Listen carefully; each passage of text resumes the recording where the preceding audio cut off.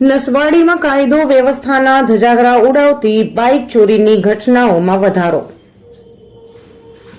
તારીખ 14/2/2025 રોજ રાત્રિના સમયે નસવાડીના જલારામ મંદિરના ઉપરના ઢાળ વિસ્તારમાં, જ્યાં નિયમિત રીતે પોલીસ પોઈન્ટ પણ મૂકવામાં આવેલો છે, ત્યાંથી બાઇક ચોરી નિર્ભય બનીને બાઇક ઉઠાવી ફરાર થઈ ગયા હતા.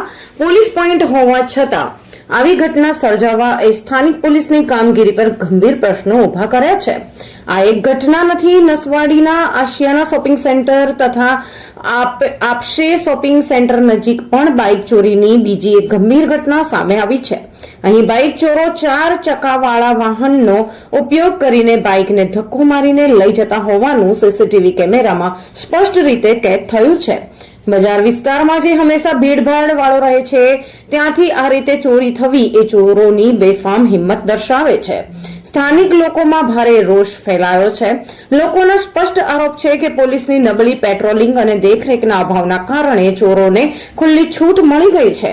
રાત્રિના સમયે પોલીસ પોઈન્ટ માત્ર નામ પૂરતો જ છે કે શું, એવા સવાલો હવે જનતા ઉઠાવી રહી છે. નસવાડી પોલીસ તંત્રએ હવે માત્ર તપાસના નામે સમય પસાર કર્યા વિના સીસીટીવી ફૂટેજના આધારે તાત્કાલિક ચોરોને ઝડપી પાડીને કડક કાર્યવાહી કરવી જોઈએ. રિપોર્ટર ચિરાગ ગુપ્તા, છોટાઉદેપુર.